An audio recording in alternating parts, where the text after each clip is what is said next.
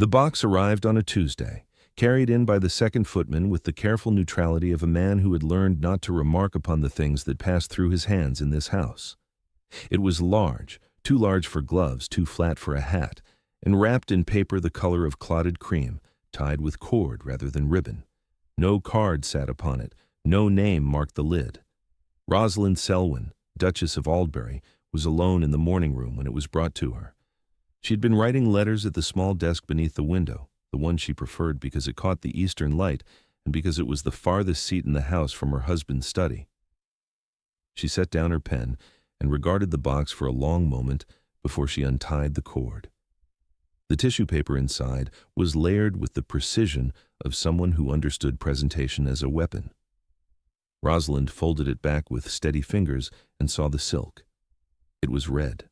Not the quiet garnet of an evening gown, not the faded rose of a morning dress. This was a red that burned, deep, arterial, the color of something alive and recently opened. The silk had a weight to it that spoke of expense, and the cut, when she lifted the bodice free, was exquisite. Empire waist, as was proper, with a neckline that sat precisely at the edge of what propriety would tolerate. Sleeves that ended just below the elbow, trimmed with lace so fine it might have been spun from cobwebs. It was a magnificent dress.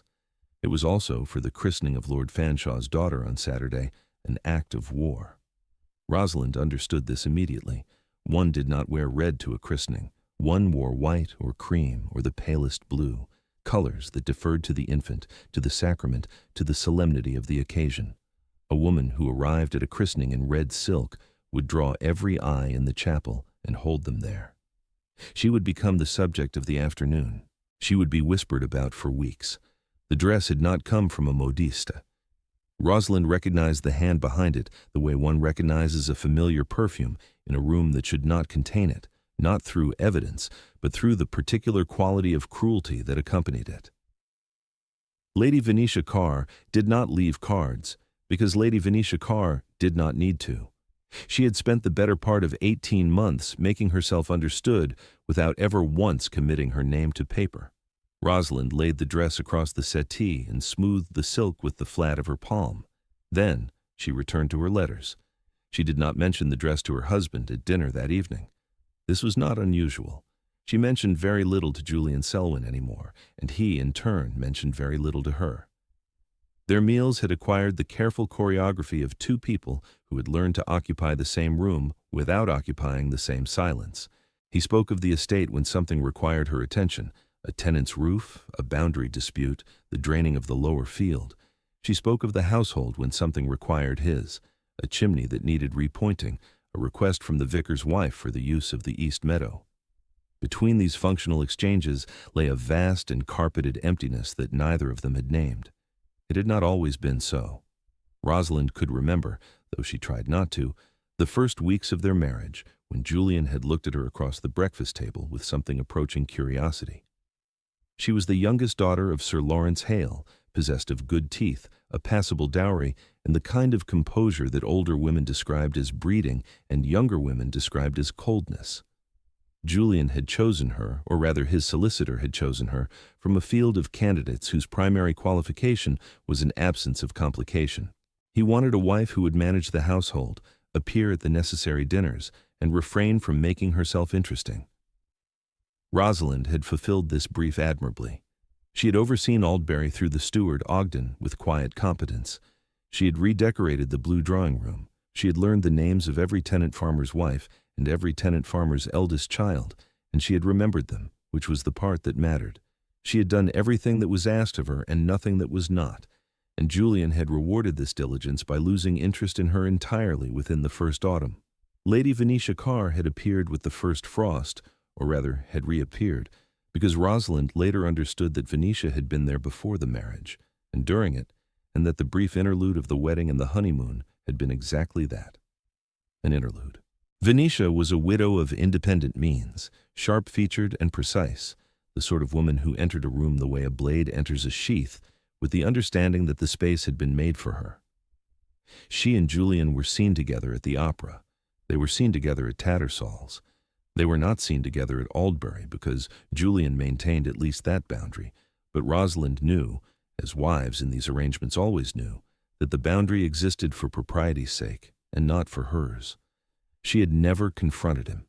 She was not certain what a confrontation would achieve, and she mistrusted actions taken without a clear understanding of their consequences. Julian was not cruel. He was simply absent, present in the house, present at the table, present in the pew on Sundays, but absent in every way that could not be measured by proximity. Rosalind had adjusted to this absence the way one adjusts to a draft in an old house, not by fixing it, but by learning which rooms to avoid. Now she sat at her dressing table on Saturday morning with the red dress hanging from the wardrobe door and Mrs. Pruitt standing behind her with a look that suggested she had something to say and the professional restraint not to say it. "Will you be wearing the gray muslin, Your Grace?" Mrs. Pruitt asked, reaching for the dress that had been laid out the previous evening. It was exactly the sort of dress one wore to a christening, high-necked, demure, the color of morning fog. "No," Rosalind said, "the red." Mrs. Pruitt's hands paused in the air above the gray muslin. She looked at the red dress hanging from the wardrobe. She looked at Rosalind's reflection in the glass. Whatever she saw there, and Mrs. Pruitt was a woman who had served 3 duchesses and had learned to read faces the way a sailor reads weather. She did not argue.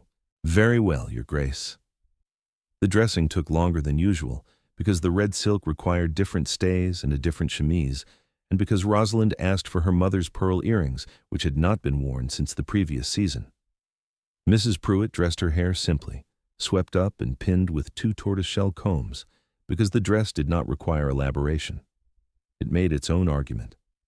When Rosalind stood and turned to the glass, she saw what the room at the christening would see: a duchess in a dress that no duchess should wear to such an occasion, with an expression so composed it bordered on serenity.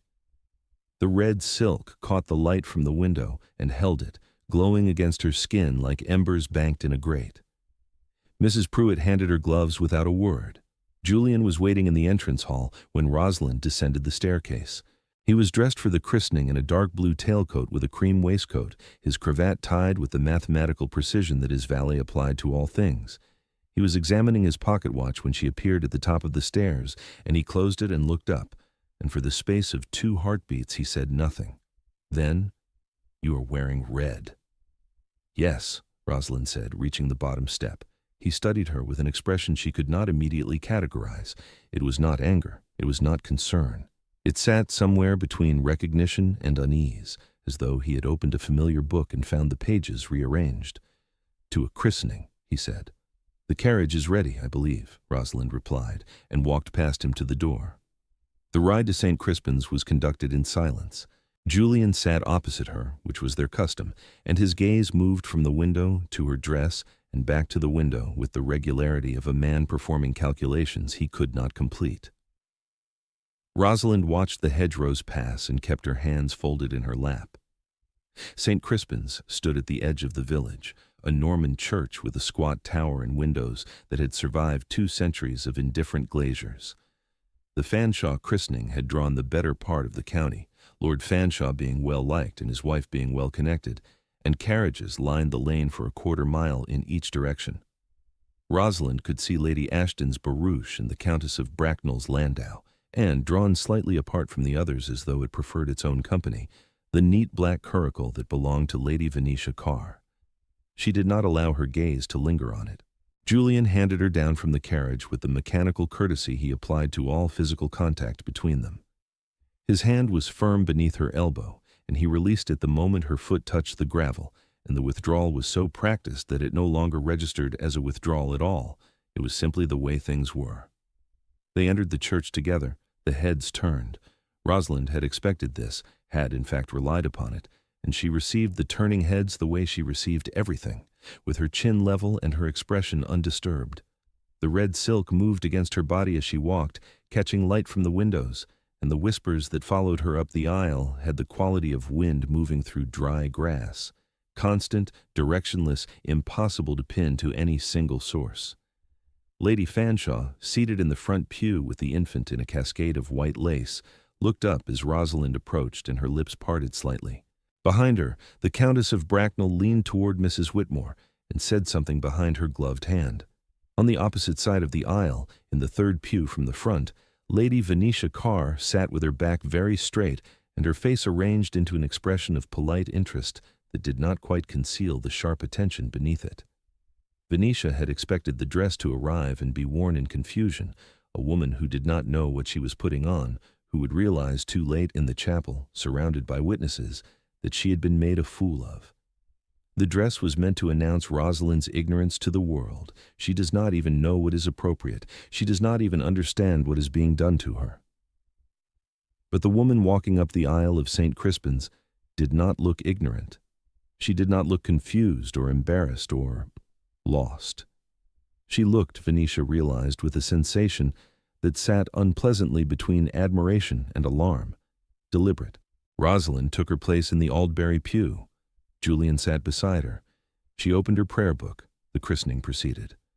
Reverend Lyle spoke the words with the gentle authority of a man who had baptized half the county's children and remembered each of them by name. The infant, a girl called Henrietta after Lord Fanshaw's mother, cried briefly when the water touched her forehead, and then settled into the particular silence of a baby who has decided to permit the proceedings. Lady Fanshawe wept, as mothers did. Lord Fanshawe stood behind her with his hand on her shoulder and his jaw set against the emotion that moved visibly through his face. Rosalind watched them. She watched the way Lord Fanshawe's thumb moved in small circles against his wife's collarbone, an unconscious gesture so private that observing it felt almost indecent. She watched the way Lady Fanshawe tilted her head back, just slightly, until it rested against her husband's waistcoat. These small adjustments, these tiny recalibrations of weight and warmth between two people who had learned to hold each other up. She did not look at Julian. She did not need to. She could feel his stillness beside her the way one feels the stillness of a held breath, taut, aware, waiting for something to release it. After the ceremony, the party moved to Fanshawe Hall for the reception. The dining room had been opened and a cold luncheon laid out, and the guests arranged themselves in the drawing room with glasses of champagne and the particular animation that follows a sacrament, louder than usual, brighter, as though the proximity to grace had given everyone permission to be festive. Rosalind stood near the window with a glass she had not drunk from and received compliments on the dress from women who did not mean them. Lady Ashton said it was striking. Mrs. Whitmore said it was bold. The Countess of Bracknell said nothing about the dress at all, but looked at Rosalind with an expression of frank assessment, as though she were revising an opinion she had held for some time.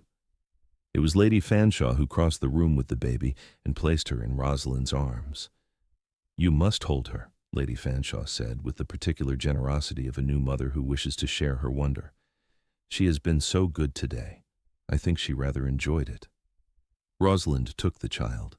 The baby was warm and impossibly small and smelled of milk and the lavender water that had been used to wash her christening gown. She settled into the crook of Rosalind's arm with the absolute trust of a creature who has not yet learned that the world contains unreliable things, and Rosalind looked down at her and felt something move behind her breastbone that she had been keeping very carefully still. The red silk pooled around them both. Against the white lace of the christening gown, it looked like a declaration, though of what the room could not quite agree. Julian saw this from across the drawing room. He had been standing with Lord Fanshawe and Sir William Hatch, discussing something about the new drainage scheme that he would later be unable to recall when his gaze moved, as it had been moving all morning, against his will and against his habits, to his wife. She was holding the Fanshawe infant.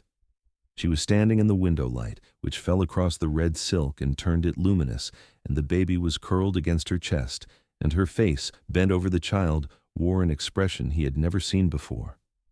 It was tenderness. But it was not the soft, yielding tenderness of a woman performing for an audience.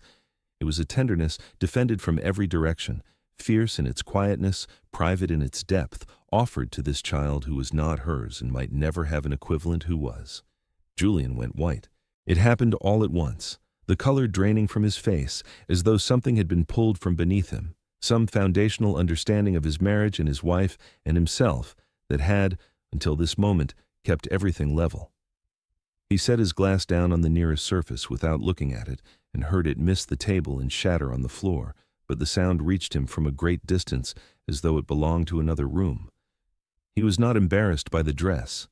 He had moved past the dress in the first minutes at the church, when he had watched his wife walk up the aisle and understood, in the wordless way that the body understands things the mind has not yet processed, that she had chosen it, not been tricked into it, chosen it, and that the choosing meant something he was not yet equipped to name. What undid him now was simpler and worse. It was the baby.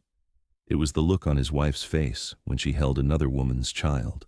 It was the understanding, arriving all at once like a window blown open in a storm, that Rosalind Selwyn had been standing in his house for 2 years with this capacity, this depth, this warmth, this fierce and guarded tenderness, and he had never once thought to look for it.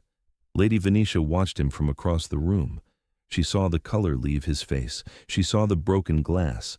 She saw the direction of his gaze, and she understood, with the cold clarity that was her particular gift, that something had shifted in a way that could not be shifted back. The dress had been her instrument. She had chosen it carefully, the shade, the cut, the timing. She had imagined Rosalind arriving at the christening in bewildered scarlet, drawing mockery, confirming what Venetia had always believed, and what Julian had never contradicted, that the Duchess of Aldbury was a woman of limited imagination, married to a man who required more. Instead, the Duchess of Aldbury stood in the window light, holding a baby, wearing the red dress like armor, and the Duke of Aldbury was staring at her as though he had just discovered fire and was trying to remember if he had ever been warm before. Venetia set down her glass and left through the garden door. She walked across the terrace and down the gravel path to where her curricle waited, and she did not look back at the house or at the windows or at the drawing room where a woman in a red dress was holding a baby with an expression that had dismantled 18 months of careful positioning in the space of a single afternoon. No one remarked upon her departure. In the drawing room, her absence created less disturbance than a closed curtain. The carriage ride home was different from the carriage ride there. Julian sat in the same seat, opposite Rosalind, but his stillness had changed. It was no longer the stillness of absence, the empty chair quality that had defined him for months. It was the stillness of a man holding himself together against the pressure of something he needed to say but did not yet know how to begin. Rosalind watched the hedgerows. She had returned the baby to Lady Fanshawe and received her compliments on the dress. "You do carry color beautifully, my dear. I never could." And she had curtsied to the vicar, and she had spoken briefly with Lord Fanshawe about the boundary elm that was the subject of some dispute with the parish, and through all of it she had maintained the composure that Mrs. Pruitt had witnessed that morning, and that the county had witnessed that afternoon, and that she herself had been maintaining, in various forms and to various degrees, for the duration of her marriage. She was very tired of it. "The dress," Julian said, breaking the silence so abruptly that the word seemed to startle even him. "Where did it come from?" "It was delivered on Tuesday," Rosalind said. "There was no card." She watched his face as the information arranged itself. She could see the precise moment he understood, a tightening around his mouth, a fractional movement of his jaw, as though he were biting down on something. "You knew," he said, "that it was not appropriate for a christening?" "Yes." "That is not what I meant." "I know what you meant," Rosalind said, "and yes, I knew." Julian looked at her. The failing light came through the carriage window and lay across the red silk in bands of gold and shadow, and in that light his wife's face was steady and clear and entirely without pretense. "Why did you wear it?" Rosalind considered the question. She considered the many answers she might give: defiance, strategy, indifference, pride, and discarded each of them because none was quite true, and she decided somewhere between the church and the carriage that she was finished with things that were not quite true. "Because I was not afraid of it," she said, and I wanted her to know that. The word "her" sat between them in the carriage like a stone dropped into still water. Julian did not ask who. He did not pretend. Whatever habits of evasion he had cultivated over the course of their marriage, they failed him now, stripped away by the image of his wife in the window light with another woman's baby, and the terrible clarifying understanding that the capacity for love he had been seeking elsewhere had been standing in his morning room for 2 years, writing letters by the eastern window. He did not speak again until they reached Aldbury. That evening, Julian sat in his study for a long time. Ogden came to the door twice with matters pertaining to the lower farm and was sent away both times. The fire burned down to embers, and Julian did not ring for it to be rebuilt. He sat in the leather chair with his hands on the armrests and looked at the portrait of his father above the mantelpiece, the third Duke, a man of decisive temperament and unexamined cruelties, and thought about inheritance. Not of land, not of title, the inheritance of inattention. The way a man could learn from the architecture of the house he grew up in that a wife was a fixture and not a person. That marriage was a settlement and not a living thing. He had learned this. He had enacted it faithfully. And the woman who had borne the cost of his education had worn a red dress to a christening and held a baby that was not hers with a tenderness that had broken something in him that he was not certain could be repaired. He wrote to Lady Venetia that night. The letter was 3 lines long. It contained no explanation and no apology, because Julian understood that explanations and apologies were currencies of intimate exchange, and whatever he and Venetia had shared, it had not been intimacy. It had been convenience dressed in candlelight. The response came the following morning, delivered to Ogden rather than to the house. Venetia was too intelligent to contest what she recognized as final. She departed for Bath within the week. By midsummer she had taken a house in Brighton, and by autumn she had married a baronet of comfortable means and unremarkable temperament, the sort of man who would not require her to compete with anyone for anything. Rosalind heard this through Mrs. Pruitt, who heard it through the housekeeper's network that connected every great house in the county like a telegraph that ran on tea and shortbread. She received the news without comment and turned back to her correspondence. In the weeks that followed, the county recalibrated. The Countess of Bracknell called at Aldbury for the first time in a year and sat with Rosalind in the drawing-room and spoke about her daughter's coming out, and neither of them mentioned the christening or the red dress or the curricle that no longer appeared at local gatherings. Lady Fanshawe sent a note thanking Rosalind for the silver cup she had given baby Henrietta, and added, in a postscript that managed to communicate a great deal while saying almost nothing, that she hoped to see both the Duke and Duchess at the midsummer assembly. Both. The word was underlined. The changes at Aldbury came slowly, because trust that has been neglected cannot be restored by declaration. Julian understood this, or was learning to understand it, which amounted to the same thing. He began with small adjustments. He took his breakfast in the morning room rather than the study. He asked Rosalind about the garden, not the functional questions he had asked before, about yields and planting schedules, but questions that required her to reveal what she preferred. Did she like the roses by the south wall? Had she chosen the lavender herself? Rosalind answered these questions with the caution of a woman who has been given reason to distrust gifts. She did not melt. She did not rush toward him with the eagerness of a wife who has been waiting to be noticed. She answered honestly and briefly, and then returned to whatever she had been doing, and Julian sat with the honesty and the brevity and understood that both were more than he deserved and exactly what he needed. He asked Mrs. Pruitt one afternoon when Rosalind was walking in the garden what his wife's days looked like. "Her Grace rises at 7, Mrs." Pruitt said, with the careful neutrality of a woman who had been waiting for this question for 2 years. "She takes tea in the morning room. She reviews the household accounts with Ogden at 9. She writes letters until 11. She walks in the garden if the weather permits. She reads in the library after luncheon. She dines at 7. She retires at 10. It was the most ordered and the most solitary life Julian had ever heard described, and every hour of it had been arranged around his absence. Spring arrived. Julian accompanied Rosalind to the village for the first time in a year and watched the way the tenants' wives greeted her, not with deference alone, but with warmth, with the easy familiarity of women who knew her because she had made herself known to them, had remembered their children's names and their husbands' complaints and the particular difficulties of their particular lives. She had built something at Aldbury while he had been occupied elsewhere. She had built relationships, loyalties, a web of quiet attention that held the estate together in ways that Ogden's ledgers could not capture. He had not known. He had not asked. In June, Julian attended a session of the House of Lords for the first time that season. He sat through a debate on the corn laws and thought about grain prices, and thought about Rosalind, and found that the two subjects were not as separate as he had once believed. The estate was not an abstraction. It was the particular field that Rosalind had asked Ogden to drain. It was the particular tenant whose roof she had noticed needed mending. It was the particular garden she had planted with lavender, because she liked the scent of it in the evening, when the heat of the day released the oil from the leaves, and she sat on the stone bench and read by the last of the light. He came home from London a day earlier than expected and found her on that bench, in a white muslin dress, with a book open on her lap and a cup of cold tea on the wall beside her. She looked up when she heard his step on the gravel, and for the first time in their marriage, she did not compose her face before he saw it.